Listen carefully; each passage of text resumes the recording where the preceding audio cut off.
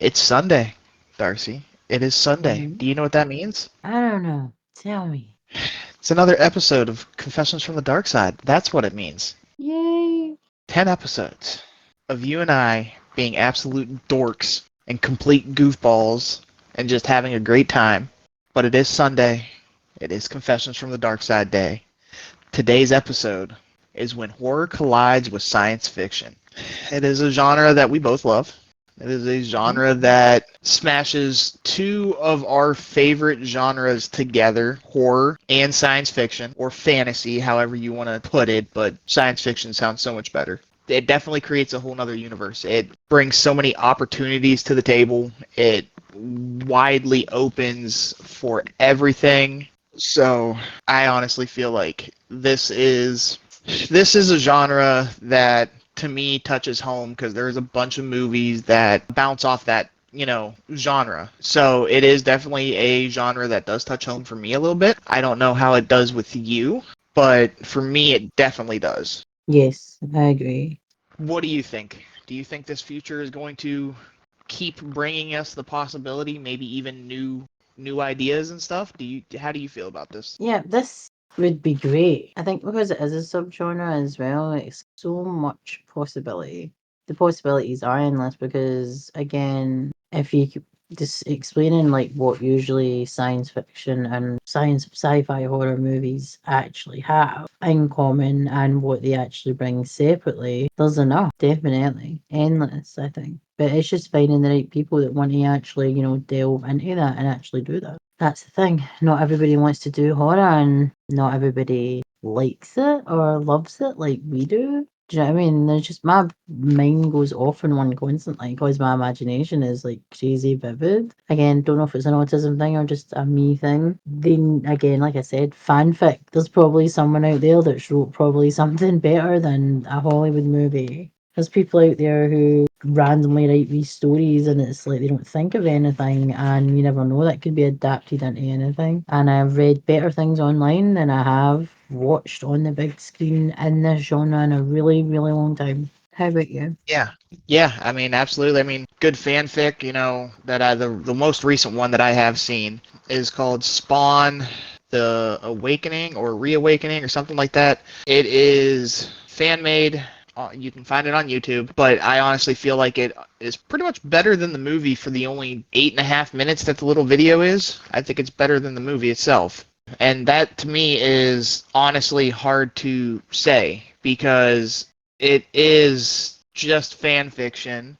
So it is, something that you wouldn't think you'd ever say about fan fiction is it's better because it is literally just something that just does pop up as, not real, never would show light. But yeah, I do hope the genre just keeps flourishing and giving us better movies, shows, stuff like that. They need to show these types of movies. See, when you do like film studies and stuff, especially if you want to do something in that genre, they need to show movies that we're going to talk about today. Because I went for I went for a couple of popular ones, but I also went for maybe something you haven't heard of because you need to know where your roots are coming from. And then you don't know what to look for. You don't know what we're talking about when we're trying to describe what horror, sci-fi horror, science fiction horror, whatever you want to fucking call it. If people don't know about obviously the history and the evolution of genre, then we're fucked, man. That has to be Yeah, taught. we are. We are. Guys, we do this every podcast episode that we have, and there are times that when Darcy and I just get on comms together just to talk, I almost always immediately want to bring it up, and then I'm realizing it's just Darcy and I, and we are probably the most inappropriate people when we talk to each other. So Yes. why should I say just between me and her when there's no recording going on that there is? Disclaimer, guys. Before we dive into this wondrous journey into the crossover that is horror science fiction, we have to settle this disclaimer business. First, we are an adult channel. We do swear, we cuss, we just have a different type of banter and way we all love that you tune into the show. And if this isn't for you, then thanks for checking us out. If not, welcome. You're about to get ready for us, myself, Lunar Rising, and my co-host.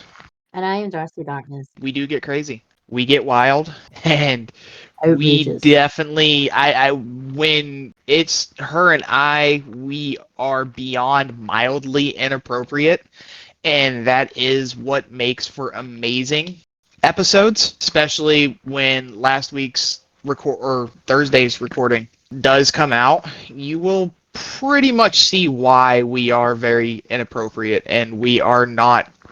You probably could say her and I are not right in the head, which would be a Yes. compliment. Yeah. But I'm going to put that out this week. I can't wait. That is just a peach of a hit. Are you going to ask me to do it? Yeah, yeah. See? Yes. Remember to So tell us what you think in the yes, comments below absolutely. of any episodes, not just this one. Yes. Another small little side note too, and disclaimer. I do have a cough. No, I'm not sick. My throat has been irritated. I do believe I am getting sick. So either you might not hear me cough because I muted my mic, but if I don't mute it in time, you probably will hear me coughing. Maybe you have the plague. Maybe you've caught it this time. All this talk of it. It is No. diving into this genre. I'm excited for this because this subgenre is science fiction and horror, or sci-fi horror, however you want to call it. Has elements of the Yep. following, but are so limited as over the years the subgenre has evolved as movies and creativity of the writing have evolved as well. But we tend to have some of the following subjects covered in this genre, like alien invasions, crazy mental scientists, which is pretty vastly wide on that subject. Always want to reanimate or create things with a deceased or a virus/disease, an experiment that has gone awry, and well, the action starts to happen, and then poof, science fiction and horror. But don't be a douche. It is both, okay? Guys, listen. Science fiction and horror, they pretty much are the same thing. Yeah. Horror science fiction gives us way more possibilities to tap into the expand and to evolve because we don't just have the possibilities of the scare, the gore, and the terror. We have science fiction to take us to places we didn't even know existed and further than we could have ever imagined. So movies tick all of the boxes for sci-fi and also have on the horror side of the scale. And this is what brings us here today to talk about these movies that have scared us, have made us think, and have caused us to start obsessing about what ifs and the what ofs. Who decides which is horror or sci-fi? What is the checklist that you think we should be looking at that creates the unique genre? Apparently, the first ever science fiction story ever written was Mary Shelley's Frankenstein back in 1931. Well, after hearing that, it doesn't make me feel as old. I'll at least say that. Definitely no, I don't feel that old now. I feel it sometimes, but I know I'm Yeah. not. And James Whale's film adaptation was one of the first horror movies ever made and yet still can beat movies today in the genre. And within the horror and sci-fi genres of their own, they don't make them like they used to. Again, another thing we discuss every single week. Yes, we do. That's true. They don't make good movies like they used to anymore. Plots, originality, stuff like that. We have mentioned this numerous times in the past, guys. Depending on how you guys feel about it, that's a different story. But these are our opinions, these are our assumptions, and this is how we feel. Would you like to add anything? That's exactly how I feel since I wrote the script, so he literally just read out my brain. I mean, yeah, pretty much, but I was adding a little bit of me in there instead of just your script, but It's more of a guide. It's more of a guide. Like, we see script because it's literally written like that. It's just it is. It's literally a guide between the both of us. She's just the one who does write them out, so she does add her flair into it. while away. Yes. So yeah, I get. Well, I guess to be honest, yeah, I guess the 1931 for science fiction, whatever, would definitely be started off with Frankenstein, a good old monster who was created. But the genre itself was technically created by writers like Edgar Allan Poe, which is one of my favorite authors. Yep. Mary Shelley, and crossover genre just as old as the writings themselves. So we have a list of a few movies, and there's probably maybe one or two movies I'll probably add into this list. But for the list that was given in the guide, definitely is a list that is worth the reading because it is mainly probably one of the top 10 that you would be considered in great movies for that. I guess would be the best way to put it. These are movies that do stick out. And then there are a couple other movies that don't really get too much recognition, but we're going to give those guys recognitions today. And then there's one other movie that I have that does not get recognition, but also the reason why is because I didn't do so well at the box office. I'm going to give it recognition because I personally enjoyed the movie because it was a very it borderlined added a third genre into it, and actually it pretty much did add a third genre into it, so I definitely think it's worth the discussion as well. But we're going to go down this list. Number 10 on this list is actually a movie that I thoroughly enjoy and thoroughly love, and I do believe you do as well, Darcy. Mm-hmm. It's going to be Cube, guys. Mm-hmm.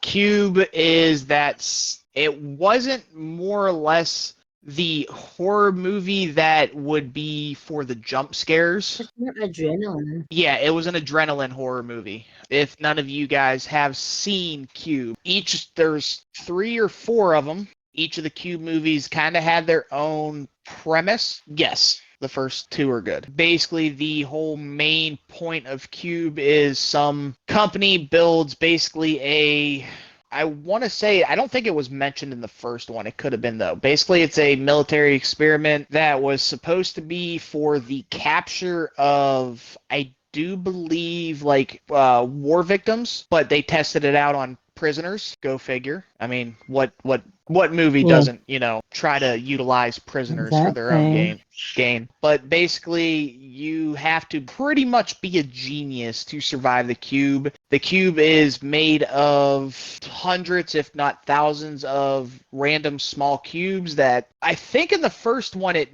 didn't move until the second one, right? The boxes never moved. But that's where a lot of other movies are getting that from. Okay. Like the Escape Room and shit like that. Yes, yeah. So the first Cube basically centered around just a big cube that had a bunch of smaller cubes that made up that one large cube, and each individual room may have been either safe or there was a deadly trap inside the cube.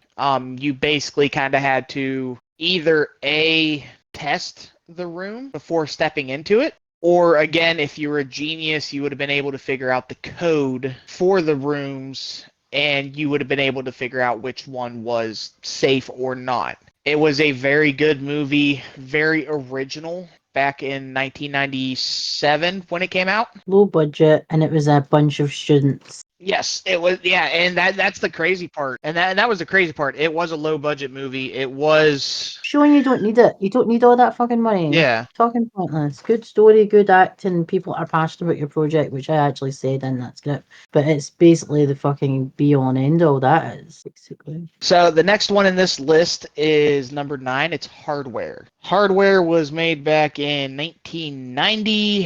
It had Dylan McDermott in it. I honestly thought this touched very well on kind of the way everything's kind of going this way. Yeah. For the, future generations, the growth of technology is going to be the best way to put it. I guess it's, if I can remember correctly, it is a movie about a cyborg that basically reactivates himself and just goes on a violent rampage in space. As you do. Or not in space, it's, I think, in a girlfriend's apartment complex or something like that. I can't remember. But I do believe it's a movie that a lot of movies have followed in the genre for that specific. It's a robot movie. It's stuff like that. So it came out in 1990. Before that, you had Terminator. And then you have iRobot with Will Smith, later years down the road, the movie AI, stuff like that. So there's a lot of movies that follow this specific type of genre, which is basically the robot genre. With the way technology has been, you kind of have to make these movies because, in a way, I'm one of those believers that we're going to end up creating robots that are eventually going to take over the world because we are a bunch of idiots. But Elon Musk, we all has girlfriends. And that. Come to life. Totally agree there. It's like Jim, man. Yes, this movie, 1986. Great time for movies, especially when it came to science fiction, horror, and I would say you could mildly classify this as a creature feature as well. Yeah, and also Um, questionable scenes in it that freaked me yes, out. very That I still questionable. want to But watch. I still want to watch them though. yes, well, we are very two questionable adults, I was and going to that's say the questionable people are part. adults. Yes, the questionable parts that we're adults.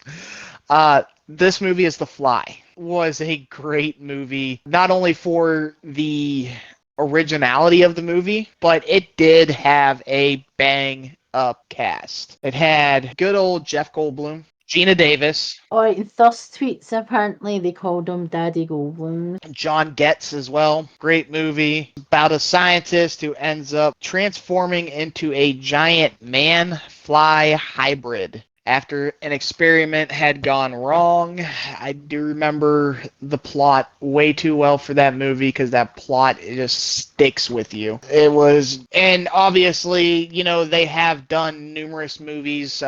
Think they did what, 3 or 2? I've only seen 2 Fly films. I think there is only 2, and if anybody, spoiler alert, if Yeah, anybody has not seen The Fly and then watched The Fly 2, can't talk about it. The same, Fly too then the yeah, plot. yeah. Well, the plot and everything's basically the same thing. The only thing that's different going from The Fly 1 to The Fly 2 is Jeff Goldblum is not in it. No, Uh, no, and they there show are a random reasons. clip of him though. They They do show show a a random random, clip of him. yeah. So he does make an appearance. That's enough for me, even though it's recorded. Yes. Yes, I mean, I agree.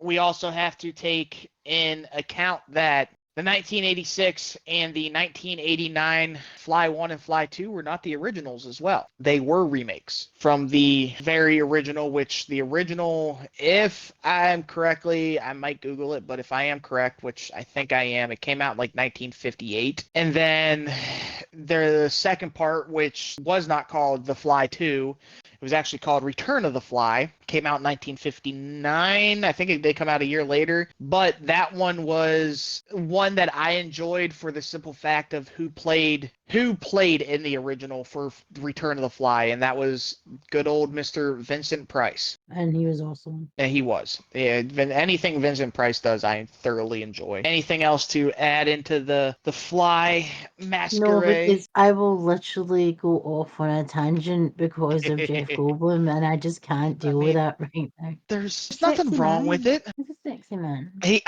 is. He's basically the new Silver Fox at this point. He also, I like his mannerisms, and I think he's autistic because of those manners. See, some of these mannerisms, a lot of autistic people do them. And see, when he says words that he likes in his mouth, I do that. Do you know what I mean? You just say it over and over. And then if there's a word you really like, you'll keep saying it, and he does it. Someone else does it as well. And they talk about how they, oh, I know what actor it is. He's an English actor. He's in Buffalo and I. Richard E. Grant, he does it as well. Yes, it's very, what can I say? Jeff Goldblum, he just does things to everyone, not just me or women. Everyone. Is he aware? I Well, bet I he is mean, aware of it. he's also just by like you said his mannerisms, you can tell he seems to be like a proper gentleman too. He doesn't seem like he would be too big of a dick. I mean, he might have, who knows, but that's beside the point. That sounds terrible. It's like, I just want him to say things. I don't Yeah. really care about Yeah, dramatic his voice and monologue. his mannerisms, he does seem like a very very proper gentleman. Yes, definitely. So it's The Thing, and that's a remake as well. 1982. That is a remake, even though. Mr. John Carpenter. Mhm. The Thing.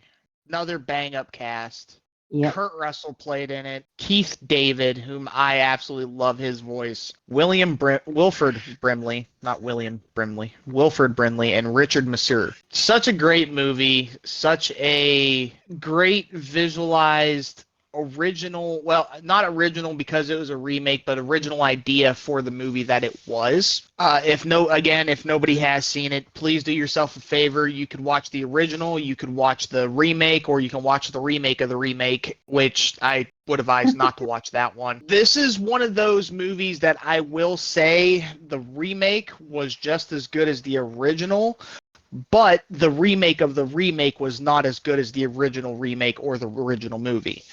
That was a lot to follow. That was a lot to get out of my mouth, but it was done, and it was done on the first take. I am proud of myself. If nobody has seen it, the original and the remake of the original are basically the same premise. It is about a team that is in Antarctica, that they are being hunted by a shape-shifting alien. Mm-hmm. And it basically, and going through this list, it does kind of crack me up a little bit, because that's what I'm going to refer to as the appearance of the alien takes the appearance of its victims in the thing. So basically, in other words, it is basically the invasion of the body snatchers in the thing. I think a lot of that type of genre though is like that when you've got a movie similar to that where like you obviously technically there's a parasite inhabiting in you that always gives you invasion of the body snatcher vibes. There's always something there like that. Well, that's what I feel every time I see something stupid like that and how they're all connected to each other and stuff. It just screams like the very first invasion of the body snatchers where they go, oh, and point at you and shit. True. Yes. Yeah, absolutely. It's just it's an amazing thing. So I love it. I'll let you handle number 6, because it is a movie that does touch, both of our hearts. Well, we talk about Alien at least what once every couple of weeks. Yes. We do, and it's usually you. But I end up talking about it I too, see that's why I gave you this one, because like The so you don't Fly, go I off on can a go on a tangent. tangent. I can go on a tangent with Alien. Again, released in 1979, it basically paved the way for the universe that is the Alien universe that has opened up now Predator, and also the backstory of Prometheus and how Alien came to be. And not only has it got, again, through the years, it's had amazing directors, amazing writers, amazing actors. Sigourney Weaverman, you are awesome. And again, she's a badass. And those movies, again, instill so many different positive things. Not only is it amazing horror and sci-fi, even though it's a sci-fi technically horror because it's based in space. I always feel like when it is based in space and it's surrounded with, another like life form would be another being would be, I'd say sci-fi first and then horror. And that's what I'm like with Alien. But Alien's amazing though. I don't find it scary. I find those films really, really good, and so do you. And the story is very, very good. But I understand why people do think they're like, horror. It's again the noise. I don't know about you. Again, sensory, we've spoke about this before. For me, when I hear noises in movies, not like the shepherd's tone that literally makes everybody scared, movies like Alien have like, there's something happening, there's something always happening. And it's dark and it's dank. Not saying that bad, dark and dank, but it's dark, dank, creepy, and eerie. And you just feel that all the way through the movie. And there's so much going on with the visual effect and again the story that it keeps you interested. And this is what I like about again Alien, because that's an evolution like Mary Shelley's Frankenstein. It has evolved, Yes. and so does that. And you've seen it with Prey as well. Some people didn't like Prey, and trying to explain to people that Prey is actually a graphic novel. So yeah, they're going back and telling you how the Predators became, how they became, because we went back and did it with Alien. So why would we not do it with Predator as well? So I really, really like that. So yeah, Alien for me is another one of those, like I said, the evolution of that movie, and it's now brought in the Predators and it's bringing in their backstory, everything. There's so much you can do for that movie, and it's just going to keep continuing. I've never had a bad Alien film, really, or a Predator film, and that's not on that list, No, Predator. But Predator, I've only not cared for really one of them, and that was the Predator movie that had Adrian Brody, Danny Trejo, and all them in it. I didn't care for that one too much, because they almost seemed horrible, because they tried to seem like they were doing a whole remake slash re-Predator, just to joke around about it, of Arnold Schwarzenegger's original Predator movie. They basically, instead of the Predator coming to our planet and hunting the group of military guys with Arnold and everybody, they turned it around and made us, send people over to their planet to be hunted. So it didn't really care for it too much. yeah, but again, we said that there were some actors in that were actually really, really good. So Yeah, it just it's I don't think it was the type of movie that they needed to be in, to be honest. I honestly feel that just the way the script was, wasn't for them, I guess would be the best way to put it. No, it wouldn't. 2001 A Space Odyssey, because this movie in itself came out in 1968, was pretty much, I mean, if you think about it, we've done past 2001, we've done past the time that this movie has come out, and it never happened. That's the sad misinterpretation of it. It never happened. There's all those movies that you sit there and you think, hey, especially the older movies, what is it, Back to the Future, stuff like that, to where they talk about the year 2018, 2019, 2023, stuff like that. We're supposed to have flying cars and Yeah. hoverboards and stuff like that, and Where the fuck are they? yet we don't have it. Where the fuck are they? I was fucking lied to, man. I know, right? I need to sue Hollywood. Exactly. But yet the Simpsons can basically say anything bad about the world happening, and boom, it happens. Yeah, they should have thought about Like, that. seriously? They should have created the Simpsons. Right? They should have just made a whole universe of the Simpsons. Back to the Future. Well, this happened. Now we have flying cars. Which I did actually read that there are, not to change subjects, but there are in development of flying cars now. I don't exactly know how I feel about that now with the way the world and people are idiots. Back when Back to the Future came out and everything, flying cars would have been a great thought to have because people weren't as stupid as they are today. Sorry, that's my little rant. I am switching subjects, going back to A Space Odyssey. But basically it is about an artifact that is buried beneath, what was it, the moon? Yeah, because Yeah, the moon. the cover is the moon and then Yes. a rocket. Yeah, because it's buried underneath the moon, and then there's a spaceship or spacecraft, however you really want to say it, is sent to Jupiter to try to figure out where this artifact has originally came from, and then it's the spacecraft. I'll never forget the name because it's Green Lantern's name, but Hal. So like HAL 9000, I think the supercomputer was called. But it's basically about an artificial intelligence that, again, there we go, AI, technology, advancement, evolution in the technology. It's another movie that shows that this world is pretty much doomed with the creation of technology. So it was a great movie. So, Fiend Without a Face. So this one we're probably going to talk very little about because either I have seen it and it's been years, or I have never seen it also. So it'll probably be a IMDb find. Let's see. Was it called Without a Fiend Face, and with I already a got it Face? pulled up. Okay, I just need it so I can see it. So Fiend Without a Face, as you have put down, it did come out in 1958. Neither It does of us were look like born. it was.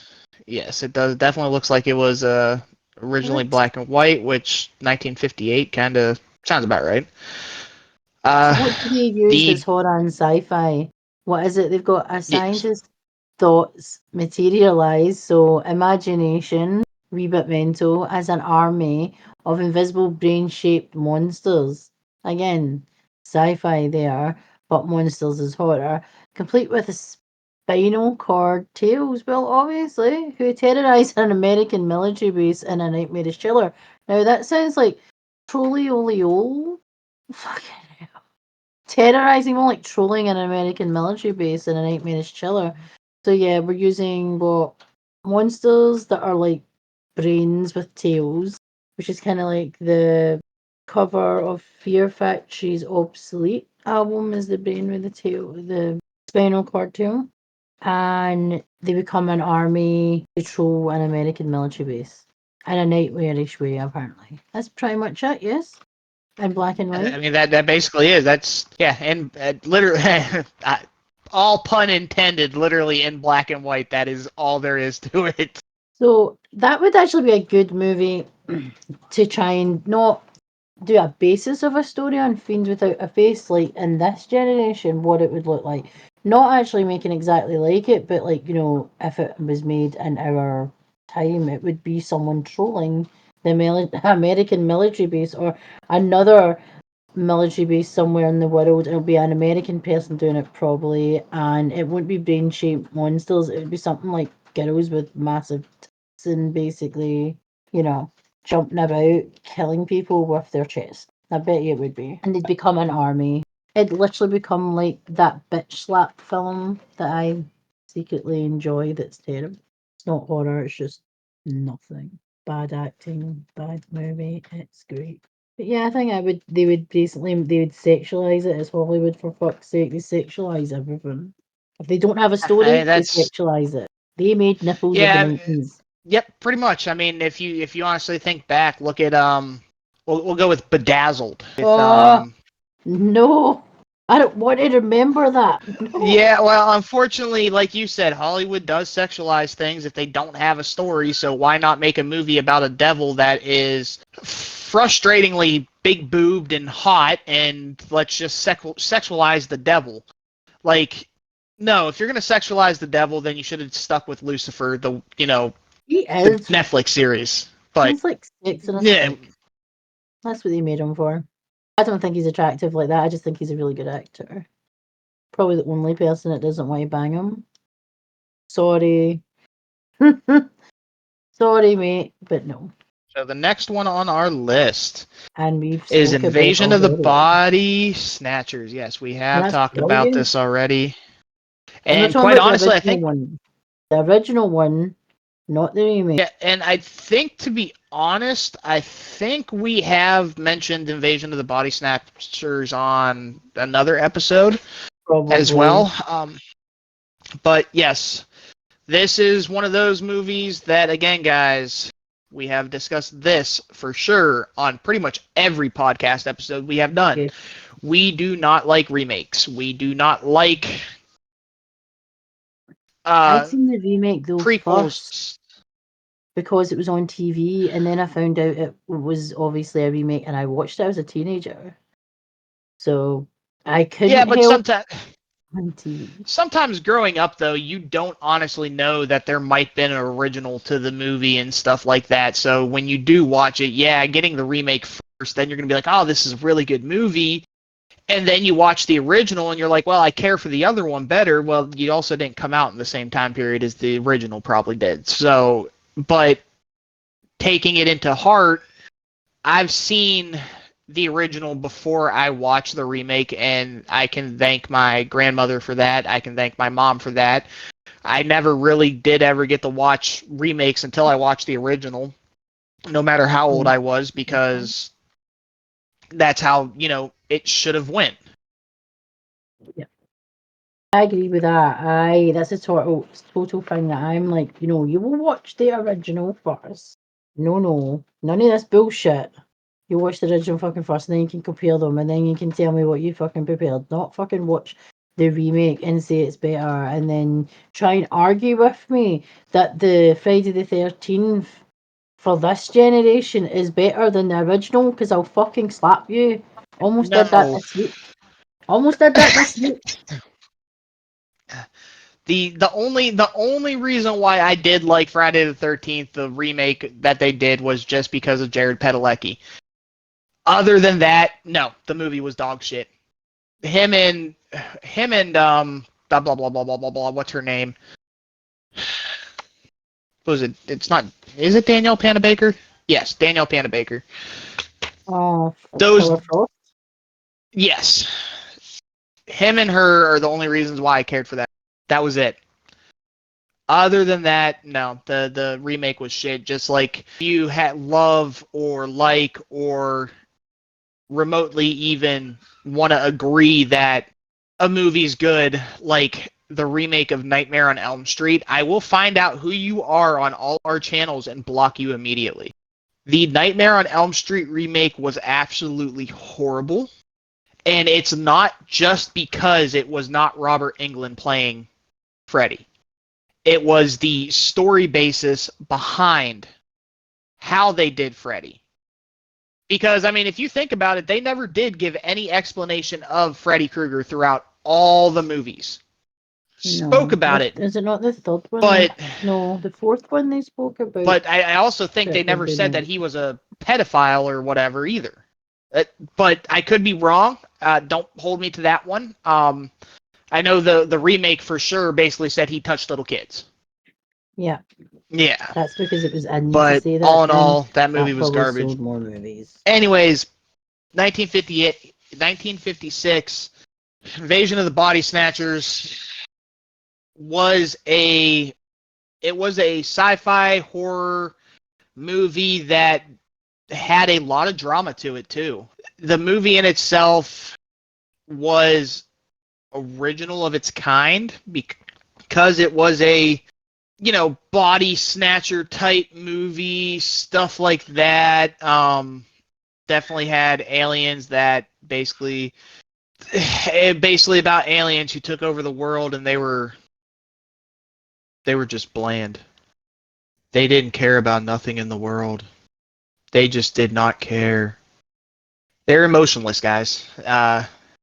You cannot tell in my voice fluctuation, just monotone the way I was, but yes, they were emotionless aliens. They did not care. When you start sounding like me, then when you start sounding like me, you know that you don't like it. There's not too much to talk about this movie. It was a good old classic. It had, for the time, a lot of people probably don't know who a lot of the actors and actresses in there. Kevin McCarthy, Dana Winter. I think another gentleman was Larry Gates. I think he was one of the doctors. Same with Kevin McCarthy. And then you had good old, and this one is a very well known actor from that time period, but King Donovan. So there's not really much to talk about or bring up about that movie, just for the simple fact as it was a classic. It was original for its own time. It did its own thing, stuff like that. It just was all around good movie. If you guys don't really care for black and white movies, then please go ahead, watch the original. They do have the same premise, same things about the movie, but in my opinion, always the originals will be better. But that's just my opinion. That's probably Darcy's opinion too, but like she said, she did watch the remake before the original. I was a child because my mom and dad didn't give a fuck about what I watched at any age. Remember we spoke about that. So I was young. I didn't know any better, and I know that's no excuse, but I'm just using it as one. It's alright, I don't need to. Sue me. I'll just send you a Discord slap here soon. So the next one on this list is a movie that I actually have not seen. I don't think I've seen it either. Is that the original? That's the Yes, it original Godzilla, is is. it not? I've seen it because I have been not subjected because I do like that type of movie. I went through a phase because, Kong Island and stuff, Yeah, no, I definitely that agree. type of thing. Again, it hits the American nuclear weapons testing results in the creation of a seemingly unstoppable dinosaur-like beast. Now, again, these this Yes, movie yes. was a Japanese movie, wasn't it? Yeah, Japanese original Godzilla. It still gets 7.5 out of 10 on IMDb.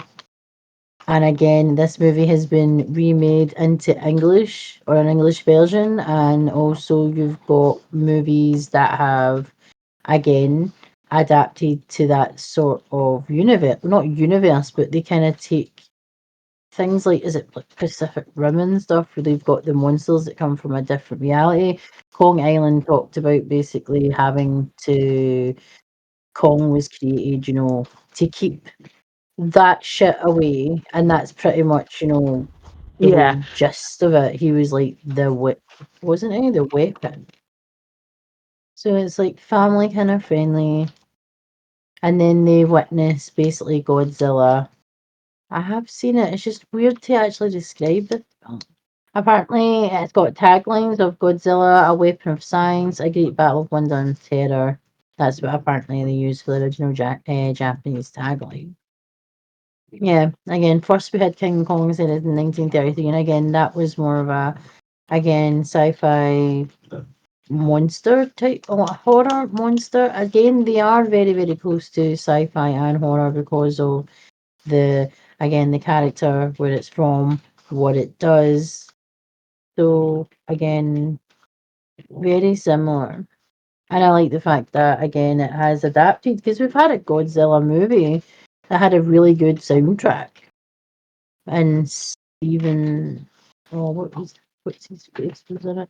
That was just more of a sci-fi film, though. The remake of Godzilla. Well, there's two Godzilla films. One was out in 2014, and it was Matthew Broderick's one that I was talking about. It had a really good soundtrack. Good soundtrack, but it was a horrible movie. I liked it. Fuck you. Don't come for me. And also, there's Godzilla in 2014 with Aaron Taylor Johnson, who's a really good actor. Really like him. Can't wait to see his new movie. Godzilla versus Kong, which was Alexander Skarsgård and Millie Bobby Brown. I can't remember. Did I even watch? Did I watch? I did watch Godzilla versus Kong, didn't I? I just can't remember Millie Bobby Brown. I bet she was like the main. Yeah, partly was She a was main character, but I she couldn't also even was remember it. Couldn't in even pick it out of a lineup. Godzilla King of the Monsters as well. Because that movie itself had four Godzilla versus Kong had like four different parts to it. It had, what was it, Skull Island or whatever with Yeah, Samuel L. Jackson. Kong Skull Island. Yeah. See, I think it's just would come under technically horror. It's just the monster, if you know what I mean, to like tie them in. But again, it's another universe. I'd say it's closer to sci-fi, with like, just because it's from another universe doesn't mean that it's horror. And that's the thing. The Yeah. original was to scare. So there was Just that scare. one. Then there was the Godzilla after that, and then Godzilla King of the Monsters, and then finally it The went to original. Kong versus Mm-hmm. Godzilla. So yeah, I just didn't care for the Matthew Broderick one. I did not. I, I you're Well, I'm saying you're a sorry. I girl liked it. Shoot me. if I'm it a has to girl. do I'm with using that today. I Matthew won't use it for Broderick. the Okay, rest of the that I names. understand. I'm a girl. I liked it. Good soundtrack. Well, Godzilla in that one was definitely a female Godzilla. No, no, no, no. No, no, no, no. Definitely no. I'm more probably attracted to Godzilla than I am fucking Matthew Broderick. Well, it doesn't matter, male or It's the female. tail, isn't it? Whatever. Sorry. One of us was going to set the fucking conversation low, and it was going to be it's me this time. Woo. That is a bitch and slap. Yeah, I don't know. Thank you. Yes, it is definitely. Good old Frankenstein. Oh yeah, Frankenstein, 1931. Good old Frank. Everybody knows about the story of Frankenstein, and if you don't, uh, we can't be friends. Yes, everybody thinks that good old Frank is the monster. No, there's a reason why if you ever watch any movie to this day, if you watch anything, you'll always hear somebody refer to Frankenstein's monster. And I think that is because the general population or the general public or the Hollywood has finally got annoyed of listening to people call Frankenstein the actual monster. Yeah. No, so it is considered and called Frankenstein's monster. Yeah, it was mildly infuriating always listening to people consider, Frankenstein as the monster himself and not the doctor. But it's honestly, there's not really much explanation that needs to go into Frankenstein because it is a classic. It is the start of the sci-fi horror genre. It is a creature feature as well, obviously. It is a monster that was created. It's an all-around great movie that is just in itself. It's a classic. I mean, I don't even know what else to say. It really is. It is a classic. It's Like the great thing about this type of genre as long as the story is good and you have a team and actors that are passionate about small projects and their impact on the movie industry. These are the projects that stick out and make you want to work on them, watch them over and over again, and become the classics that people want to see more of in this genre, which is totally correct. And again, we talk about it fucking constantly. It's a broken record in here. Listen to our fucking podcast, get some fucking ideas. TM. Movies people assume are horror. I said I tend to end up having heated discussions about movies like Predator, like we discussed before, because this is both science fiction and horror and it brings them both together like they're supposed to be in bed together. The Predator from another galaxy stalking its prey, but they get Arnie instead. Big mistake. Then all the blood, the gore, the action. It's quite fast paced, like a lot of adrenaline rich horror movies can be. And it has a great story, which again, the universe with the predators and the aliens, well, this has been written and evolved for decades and still something you would watch.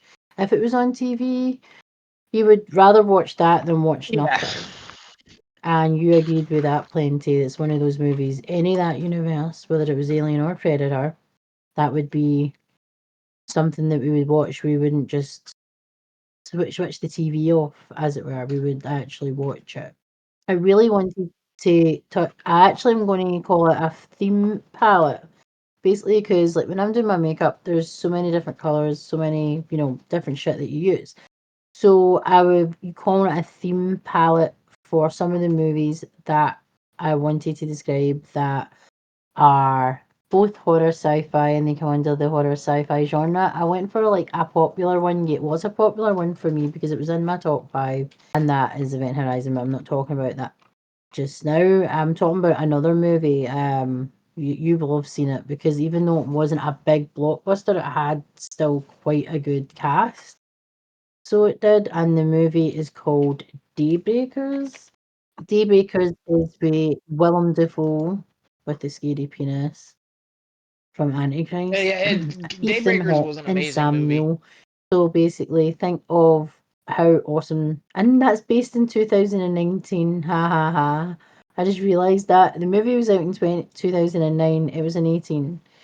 But it was in the year 2019, a plague has transformed almost every human into vampires faced with a dwindling blood supply. So yeah, that would fuck you up. Everybody would be immortal and there would be no one left to feed on. So there we go. We've got a plague that has made people into vampires, which is horror. And the blood supply is basically drying up because everyone is basically turning into a vampire. So there is no blood and it's drying up, which again, horror.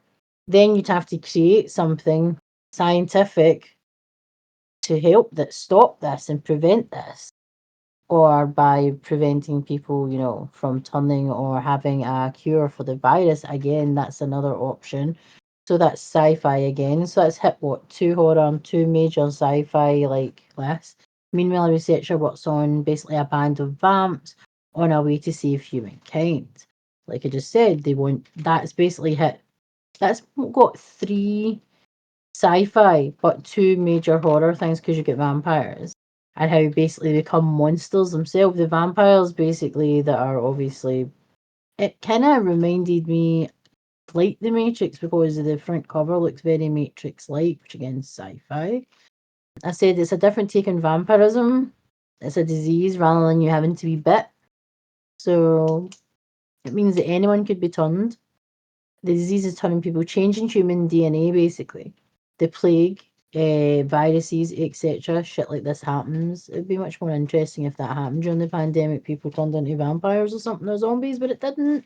And then they turn into an undead entity, and this disease is reducing the population very dramatically. And then the vampires become darker, eviler, and become more monsters than they were before because again the blood is like a lust, it's like a rush, become ruthless, relentless killers. And the theme palette I said for this movie, I said for obviously the combination of horror and sci-fi, is gory in a good way, daydreaming of everlasting eternal life, and question could this be reality one day future. So again, hitting your sci-fi and your horror notes. Would you agree that that film kind of? I thought because it wasn't a huge film. Means not everybody's seen it. It kind of came out when there was a lot of vampire, like fluffy vampire shit about, like Twiglet. So basically, that was a movie that I was watching rather than Twilight because Twilight is shit. So it's not good. No, no, no, no, no. So would you agree with me about Daybreakers? It wasn't a big movie, but it did have the aspects of horror and sci-fi, and it worked, and it was a really good movie. It gets 6.4 out of 10, which I'm really fucking disappointed because again, it has action, horror, and sci-fi. Very good story, very good acting. It's got really good actors: Ethan Hawke, Willem Dafoe, and Sam Neill. There isn't any. You're not getting any better than that. Definitely not. What do you think? It's different because they were trying to find a cure because the population of humans versus vampires, there was more vampires than humans. So they're not trying to stop you becoming a vampire because it's by creating a cure, which I thought was really like doing a twist, like kind of, you know, you're a vampire, you could become human, or you don't need to drink human blood, you can use this instead. Do you know what I mean? I thought that was pretty clever.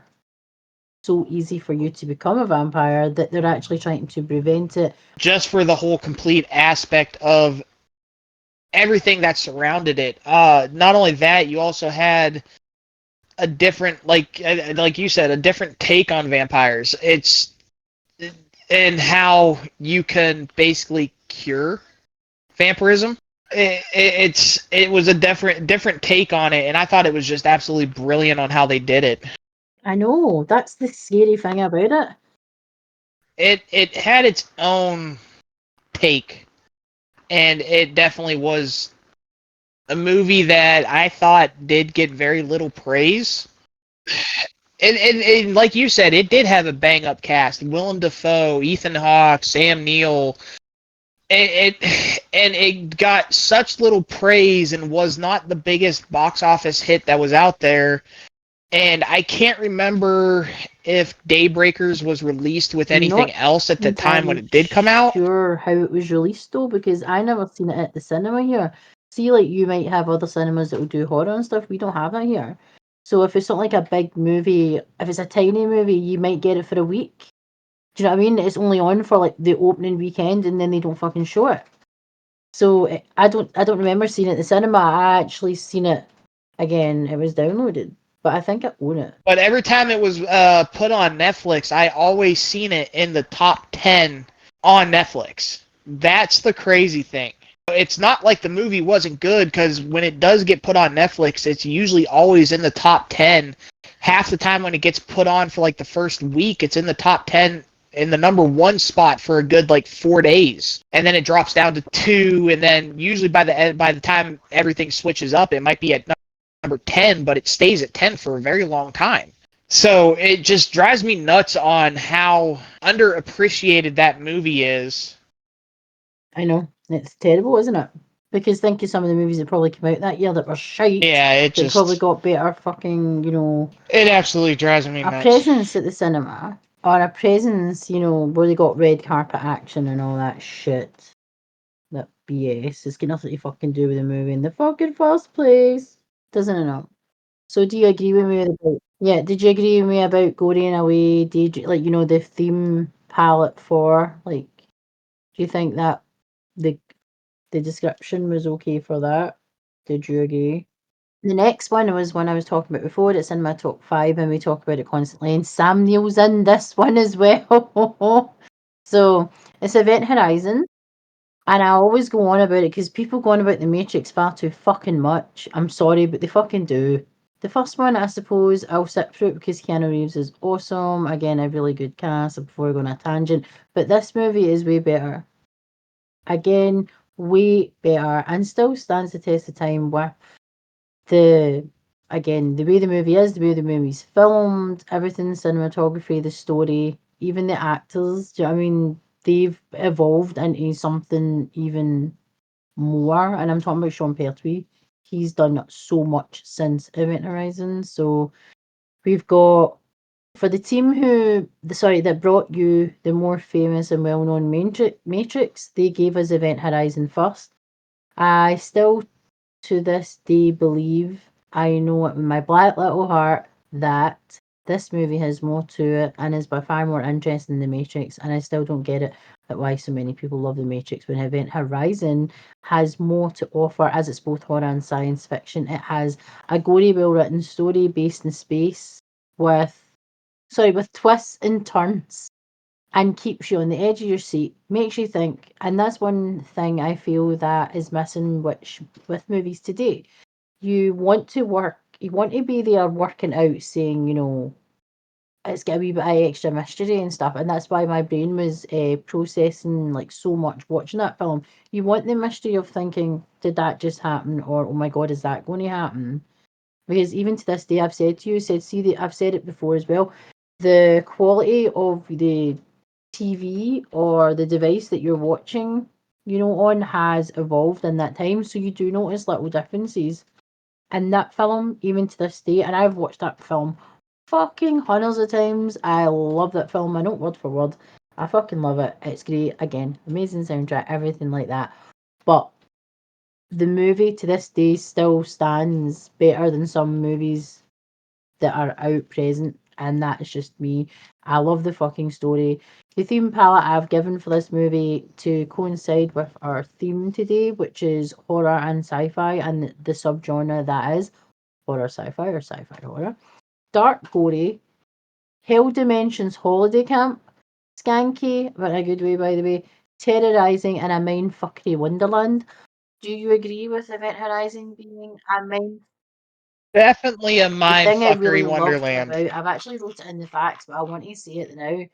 And I was talking about it with my husband. Is like it was supposed to be 130 minutes, but after it was tested with the studio and a test audience, there was literally had people on their knees vomiting because of the scenes were very graphic and violent and of a sexual nature. As we joked, my husband and I earlier, they went to a fucking hell dimension through a black fucking hole. Where the fuck do you think they were going? Disney World?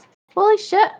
You don't know another fucking side of it, which is horror and it's in space. Again, hot spaceships, aliens, random hell dimensions, fucking horror, gore, random sadistic shit happening, and it shows you wee tiny flashes of it. Whereas in the 30 minutes they cut out, they had like some crazy, what was it, orgy?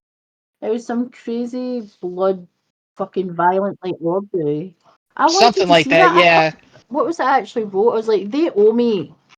They owe me big time. I said, like, Event Horizon was supposed to be 130 minutes and was apparently so violent the test audience in the studio actually were brought to their knees by vomit. It was then that Paramount decided to cut the movie by 30 minutes and to reduce the gore and remember how gory it is, people. We can remember how gory because it was fucking fantastic. I want to see the 130-minute uncut glorified violence they removed. They owe it to the fans of the movie. I would go see that. I would even leave my house for that. The only footage apparently that's available, the quality is VHS because the footage itself was inappropriately stored and then it was damaged, and that's why there's no way they'll be able to bring it forward for the fans to see it. And I was like, what the fuck? Did they let the new guy deal with the footage, really? So I really wanted to talk about that because, again, imagine if they did have that in that movie. No doubt that would probably have been banned in the UK, even though it was in the 90s. It was the 90s Event Horizon, was it not? I'm trying to think. 1997. So yeah, imagine that. That would have been. No, that's the wrong film, is it? That doesn't look like it. No, I don't know what the hell that is. Event Horizon. Horizon.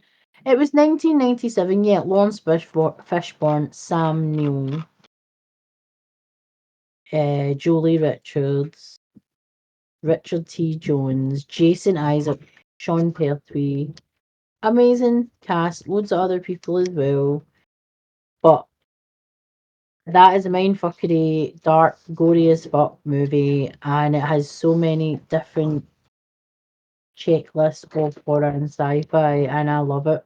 And I will keep saying that that's probably the best description. I think we should be going more in that direction for the horror subgenre, horror sci-fi subgenre. You need to look at movies like Event Horizon. Don't you think? Because now we're different now. We've got streaming services and stuff that allow mature fucking audiences. The Watchmen TV show, hello. The Boys. I think if we can have Hero-gasm, we can fucking have that. We can. They really just need to film that 30 minutes again. Exactly. Right? I'm sure they could do a lot more. Oh, yeah. So other movies that I thought I was going to add that have helped with this genre, even though I went on a tangent about Event Horizon as I do. Event Horizon's like your Alien and Predator. And David Bowie's cock that I brought up this time because you didn't bring it up because you usually bring it up. Well, come on now. I gotta at least let you talk about cock. I did I too talked as about the well, so I nipples in the brought up 90s. nipples. We should seriously need to like This create is a true. checklist of all the things we said. How many times did we say nipples this year? Or said inappropriate things, man. That jar would be full. That would probably pay for my flight to America with my family. Inappropriate, yep. Right? So, Pitch Black from 2000. I'm not a fan. I hate Vin Diesel. I think I've discussed this previously before. He's just a bit of a wang, can't be bothered. But again, it's a great choice, I said, because it's dark and creepy. The story is really well written. It's a horror survival in space with dark and creepy notes that keep you entertained. The theme palette I gave for Pitch Black was dark, creepy, adrenaline fueled, and fast paced. Would you agree? Yeah, absolutely. Absolutely. I did like Pitch Black because it was pretty interesting of a movie. Um, it just it had its moments. Being back in 2000, not really the only really big Yeah. name actor in it was Vin Diesel, and I think one other person in it might have been a big name It was actor, all but about not really Vin mentioned Diesel too because the much. world revolves around him. He's But like the Rock. He's like Pebble. yeah, Sorry. He's like Pebble. And if you don't know who Pebble is, it's the Rock because he is not that great. So let me see. I'm going to check. Uh, what was it called again? Pitch Black. I'm just going into his movies. Just Pitch Black. Pitch. What the fuck is it? I can't even see it. I thought it would be like under these like uh movies. I always like to see what they write. So he looks like an absolute knob, to be honest. So you had Carolyn Fry was played by Rada Mitchell. Then you had Cole yeah, Hauser. that's right. Was it? Keith Or David did Hauser? I play in cannot Pitch pronounce Black as that. well. Yeah, That that was the guy other was in big named actor in that movie. Yellowstone. Lizzie Borden. That's why I remember. That's where I actually recognise him from Lizzie Borden Chronicles. Of all things, who else is in it? Keith David, like you said, he's a big actor, but I couldn't pick the rest of them out of a fucking lineup, even if I tried, even if I was sober.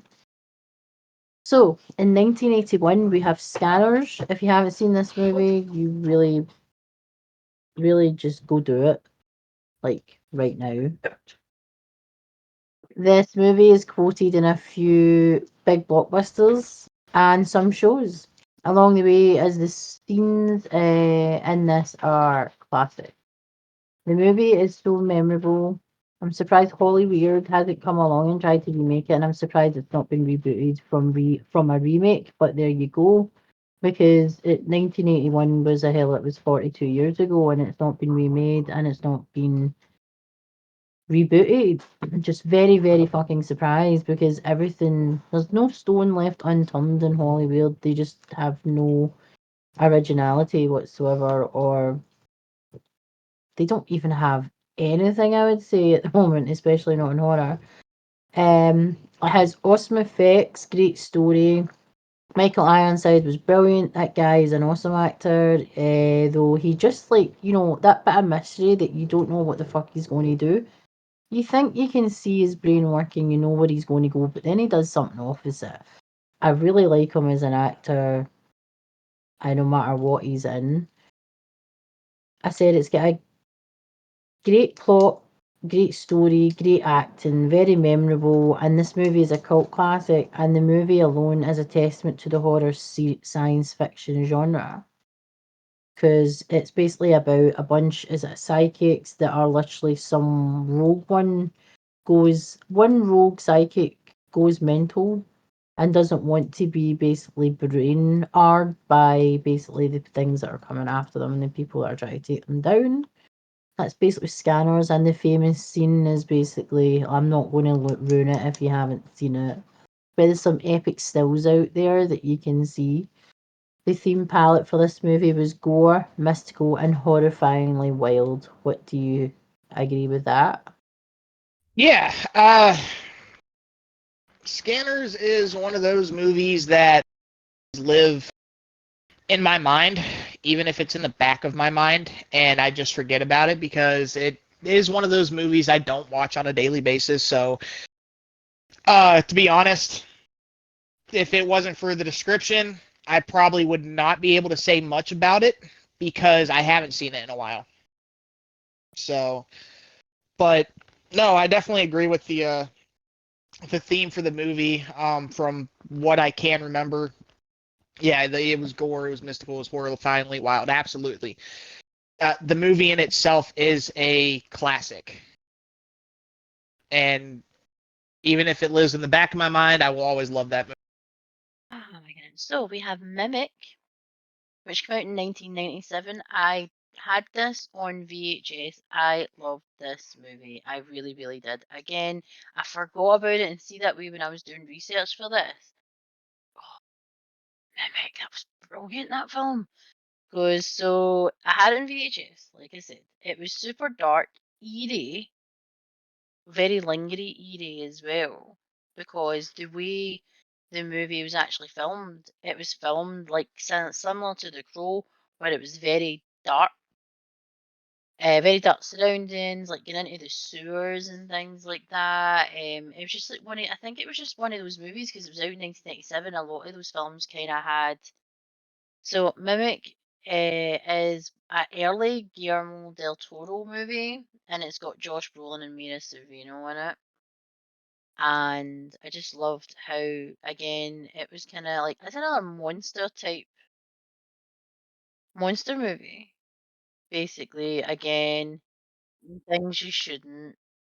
Yeah, Um, Trying to do something good and then it going awry. Always, because I'm going to bring up the description and see what they actually call it.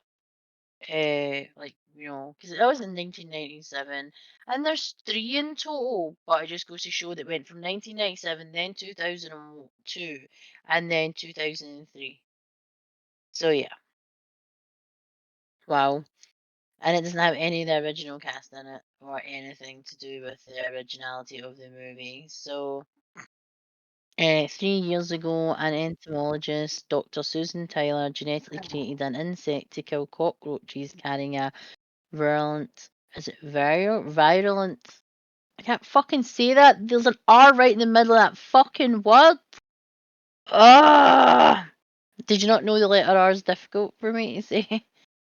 It's actually it doesn't you roll have mentioned the that. way it should. Some people think it's nice when I say it, but it's just really incredibly frustrating. It's like trying to jump over a hurdle with your mouth, which is a weird thing to say, but for me it is. So again, Guillermo del Toro, again, horror director, does a lot of chilling, gruesome movies and he writes the movies basically, isn't it? He writes them and he directs them, so he has like the creepy dark thing, and that's what I really. And in the front Yes. cover for this movie as well is very dark, dank, skanky, very sci-fi, but there is a horror feel about it because it is so dark and creepy on the front anyway. So the theme palette for this is dark, scary, hidden mysteries and experiments gone awry, because that's what usually fucking happens. You create something and then it ends up doing something else. So you do something good and then you'll have like basically your yin and yang bad luck coming out along the way, and that's what a lot of horror films do have, is like you do something good, something bad's going to happen, you do something bad, something bad's gonna happen. It's basically cancels the self out. So what do you think about Mimic? I loved Mimic. Mimic was an amazing movie that, in its own, it was its own original movie. I mean, there's nothing you can really say about it. The movie basically was about a guy who tried creating a creature to get rid of cockroaches. He was trying to do an environmental, amazing thing here, and it just happened to get flipped on its head, and well, that's usually how things end up happening. So no, I loved Mimic. It was a dark, a gritty movie. It was perfect, in my opinion. I did say there was one movie that I did want to mention and talk about that did not get that much praise. It was again, another dark, gritty movie that was borderline sci-fi horror, but it also was psychological too. Um, I don't know if you've seen it or not, but it is Pandorum. Crickets are really chirping. Yeah. Is your mic muted? I'm sorry, yes, Pandorum 2009. Sorry. I don't know what that meant though. Ben Foster, that's who I was trying to remember because I had a thing for him when he was in 6 Feet Under. Because he was weird. As you do. That's why I think I watched this. Yeah, and Pandorum, I love the movie. I thought the essence behind it just being a movie where these crew members of a ship trying to find new life on another planet end up being there, and they at the end of it, if you haven't seen You're just Pandorum, going to spoilers, after they all realize that they all realize that they all lost their minds, but when they finally realize that they are already on the new planet, everything kind of comes full circle to where they're a little bit better. And what theme palette would you? Because this is one of the ones that I'm gonna when I write in the description. Theme palette, dark, psychological. I would definitely want to say it's definitely an adrenaline horror movie. Yeah, I think chaos would fit in there as well. Yeah, and space, because yes, I mean, a lot of great sci-fi movies do happen to go that way. Anything else? That was one of the main movies that I did want to add to that because it just it was so underappreciated, especially with Ben being in it, Dennis Quaid being in it. It was such an underappreciated movie for the movie that it was. It didn't get a lot of praises, and I honestly thought it deserved a lot more than what it got. We do talk about this because it happens so many times. So many times that I can't even describe the. You know, I mean, we talk about it every time. Like the smaller movies don't get recognition, and they're always the ones that if they just had the slightest wee bit, more even for a PR budget for when the movie was released, it would be totally different. Because again, even in 2009, the things were different in Hollywood. The way things were promoted compared to what they are now. That's a big stupid song and dance for something that's not needed. That money could have literally went on again, like paying for like stuff in the movie. Like they could have used it for filming or cast or crew or whatever, or I mean there was always money that they spend on the promotion of movies, which I think is unnecessary when they could literally have made Pandorum and things like Mimic and about, like, again, Scanners, Pitch Black. Pitch Black was technically, it was a blockbuster, was it not? Anyway, but Event Horizon wasn't a blockbuster, and you seen the amount of money went on that. In my opinion, the term blockbuster doesn't mean anything but being released in theater. That's literally in my definition of what blockbuster is, but in my own opinion, a blockbuster doesn't mean that it's got to be released in theater. It can be a hidden gem that was basically straight to VHS or DVD or streaming services, if you want to go nowadays, that never did get the limelight of a theater box office debut. So I guess the best way to put it is, in my opinion, it just really matters about the views of the movie. Who enjoyed the movie? Who thought the movie was good? Who thought the movie was bad? Because there's always critics, and usually the most views of a movie come from the haters because they want to try to find something to hate about. Yes, exactly. And you're going to always have a love-hate relationship with the critics that are paid to say one thing, and the critics like us, well, not even like us, like people who actually do proper reviews on horror movies and stuff. They are talking about their passion from their heart, and even when they don't like it, they're still passionate about their hate. And the internet makes that very, very, it makes it very, what's that word? It makes it easy for people to show their passion, whether it's they love it or they hate it. They're still showing that they care enough about it to talk about it. And critics that are getting paid don't give a fuck. They just give a fuck about how many words probably they get to write, and how much money they're going to get, and what they're going to get in return, or if they're getting a bung or whatever. You never know. But online critics and people who actually are passionate about the genre like us, that's where you're going to get the true answer about a movie. And we're not going to mince our words, because we're going to tell you it directly, right into your face or into your ears. You're going to get it, basically. Just blockbuster is honestly one of those overused terms, kind of like Hallmark cards. I'm sorry, Hallmark cards are very overrated. For the simple fact is, it's literally there because of a holiday. Sorry, not sorry. It is how I feel. Yes, have I been the corny guy that has bought Oh, Hallmark God. cards before in the Valentine's past? Day's banned in my house. Um, It is. I don't celebrate it. I don't believe it's a day that should be celebrated. It's a fucking. It was created by society. I've said it. I've never. The only time I got a Valentine's is my son gave me one for, like, because they were pushing it at nursery. You will get punched in the motherfucking face. I've said that. My husband knows that. Don't buy me anything for fucking Valentine's Day. I will literally lose my shit. I don't agree with the day that you tell someone that you care about them, you love them, you appreciate them once a year, when you can tell them every single day of the fucking year. I think I've done it out of the whole.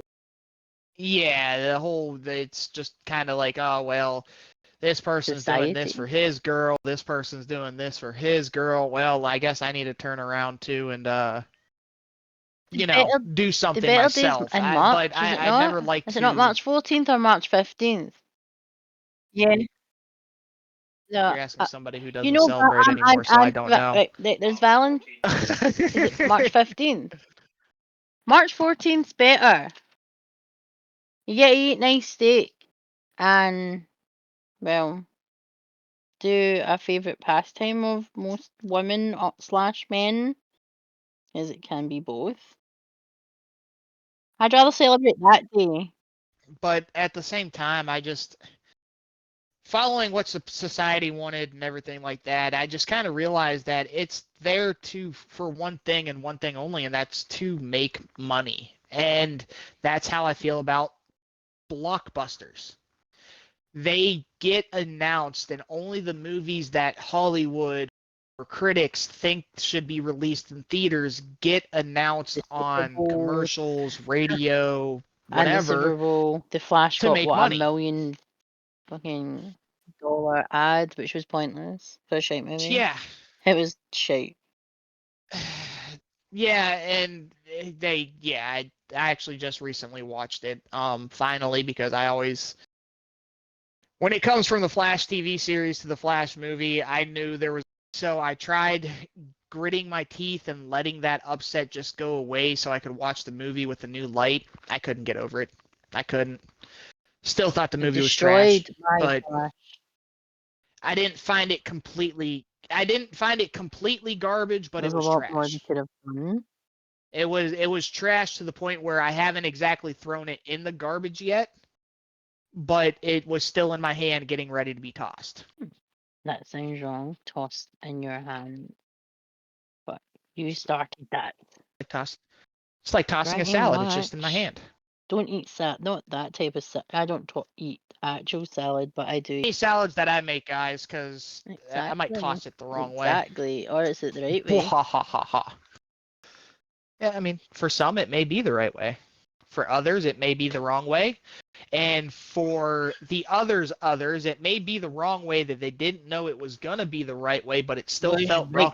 wrong to them, even Exactly. though it Oh, was that's right. exactly how I would describe it. So we have some facts. So apparently, when I was doing like my research for this, they were talking about like testing people for like the scariest like film. And even though it's sci-fi horror, I just thought you'd find it interesting. Apparently, the scariest film worked out by scientists, by the way, from like 250 people, was Insidious and Sinister. Sinister was number one. Now, I looked at the list of the films they tested on these pussies, by the way. Yes, I said it. Pussies. That thought Insidious and Sinister were like the scariest movies of all time. I was like, I laughed through them. I laughed. What the fuck does that say about me? That I laughed? What does that say about me? That I'm mental or that I'm Yeah. unstable or these people are just pussies and just can't handle a bit of gore? Psychologically, otherworldly, and space gore fest world? Shit. Why can they not deal with that? Yes, Daisy, why? My dog even said Yeah. why. And the movies were rated in this study, I said, weren't scary in my honesty. You don't think Insidious was scary. It's more psychological. It makes you think. Thinking and being scared is a totally different thing. It I is. said, Mary Shelley, I said, to thank for her amazing story. It was written at the tender age of 17, apparently. Not even blockbusters. I was not writing a book that literally almost, 80, maybe 90 years ago. Do you know what I mean? It was written in the 1800s though, 18 something, and then it was obviously published in 1931, I think, or something like that. But you know, I mean, I wasn't at 17 writing a story that is literally still going on to this day, and people still take the originality and the original story and the concept and evolve it to them, or they just plagiarize it. Again, it's wholly weird. Apparently, it was created. So it was amazing story, right? So Frankenstein is dark, wonderful sci-fi with dark horror aspects of resurrecting the dead and creating a new life. At 17 and at any age, this creative story has to this day still wiped the floor with anything we have today, wouldn't you say? There's so many Yeah, absolutely depictions would. of this movie, and yet it still beats so many movies today. There was one thing about Predator I thought was so disturbing, really disturbing. Could you really see Jean-Claude Van Damme as the Predator? With his cringy as fuck dancing and that movement he claims to be martial arts? It looks so fake, he always looked like he's shat himself. That face. No, I couldn't imagine him as the Predator, knowing it's him. I couldn't. I don't even want to be part of that alternate universe. No, thank you. Would you watch it if he was the Predator? No, not one bit. I love Like it. I, I don't I think I couldn't. could. No, definitely not.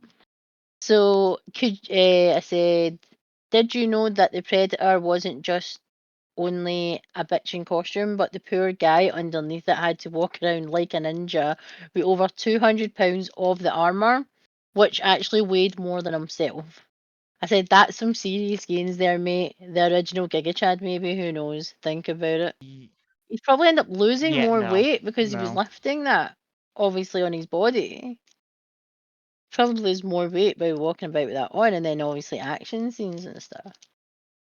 Fucked up, isn't it? For making it look as realistic as what a predator's supposed to look like, and in the 80s, wasn't it? Or was it the 70s? 80s? Yes. Because it was 80s, wasn't it? It's like because I'm 80s, so what yeah. else do we have? Kevin Peter Hall has 2 roles in the Predator. Did you know that? He tries to kill Arnie, and he tries to save him as well. Yes, I did So actually. it's try not to kill and trying to kill him. Again, that's a wee bit of mixed messages there, is it not? You're here to kill him, then you're here to save him. Make up your mind. That is totally mixed message. The original Very Predator mixed was messages, voiced by yes. Optimus Prime's Peter Cullen. Did you know that? Love Optimus That I Prime. did just because I'm a Transformers kid, so. So everybody, if you want to make Yeah. alien blood, do you know that the Predator's blood was made from glow sticks and lubing them up with KY jelly, apparently breaking them, getting the shit out of them, and then basically KY jelly. Then you could literally be stoating about covered in alien blood like the pros in the Predator. Most likely find these probably things in maybe your mum's fucking bathroom or something. She'll have glow sticks. She'll be a gore. Sorry. Not sorry. What the fuck? Mary Shelley's Frankenstein again was written. Are you sure you were referring to the glow You read glow yourself. sticks? You just read whatever you want into that. I'm not making any judgment there. No judgment because I literally said Mary Shelley's Frankenstein was written in the year, 1816, so I was right, that had no summer, referring to how shite the weather was. I said it's never changed across Europe. It was also a competition piece to write a ghost story in a breakaway that sounded closer to a questionable group event. Did you not? I didn't write who was there. Mary Shelley was there, her lover, her child, some random guy, a pal. I'm sure they said husband, maybe it wasn't, and our doctor. Now that just sounds like that was an orgy, an adult playtime event where the doctor was the babysitter and the rest of them were there to have a good time. Then she decided that that was boring and then decided that she was going to write Frankenstein instead. Don't you think? All those people and just one woman? All those guys and just one woman? Yeah, my brain just went there. So Mary Shelley was a gore. That's what I'm basically saying. For many decades, no one knew that Frankenstein was written by women, but again, that isn't uncommon in those times. Women weren't supposed to be educated, even if you were from an affluent background. It would be an affluent male writer. Usually they would have to like pose as, or they would change names, use a pseudonym. And that's kind of similar when you get ghostwriters today, where writers actually take a different name, like Stephen King, Richard Bachman as his alias, or one of his aliases, where he wrote short stories, basically. And again, that was nothing to do with him being female or anything like that. It is the fact that, again, writers do different things, but in this case, in the 1800s, you wouldn't have been able to be a successful female writer without having a man basically either posing as you or they're basically saying the book was written by him, basically, which is sad to know. Sad to think, but we've come a long way from then, I think, in some things, some aspects. Frankenstein's monster was a vegetarian. Did you know that? I did actually know that. I actually still think that is still yet Made a of very dead people, doesn't interesting want to eat fact. dead flesh or even cook dead flesh, will just eat vegetables. We never really went in about, how he actually would stay alive. I thought it'd be probably eating other dead thing, but again, he was undead, dead, whatever. Frankenstein's main message, I thought it was quite actually endearing, was it was what it means to be human. It was also about a human, basically. Frankenstein, even though technically he was undead, he was still technically human because he was made of other humans. All he wanted was to find someone so he could share his life with, because his life would be eternal. And that's what's so sad about the whole Frankenstein's monster thing, that he's pretty much going to walk the earth basically alone because no one gets him, no one understands him until one is created, usually the bride. And again, that's been done as well. So, No. did you enjoy hearing about science fiction horror, or horror science fiction, the subgenre that is within our horror genre? Would you like to hear about other subgenres part of the horror universe? Let us know in the comments below. Anything else you would like to add, Lunar? No, I mean, guys, if any of these movies that we have brought up that you guys have not seen, please go ahead and go watch them. And again, for the ones that are older and in black and white, go watch them with an open mind. Put yourself in the shoes of that time period. Beneficial to you guys so you guys can understand what we're talking about. Let us know what you think. Let us know what you might want to hear. Any suggestions? We do absolutely love suggestions, from whether we know you in real life or just online. Let us know, and we can discuss it when we're doing our brainstorming and bring you the episodes that you really, really want to hear about and hear our feedback on them. I am Darcy Darkness. And I'm Lunar Rising. And that was Confessions from the Dark Side. Later.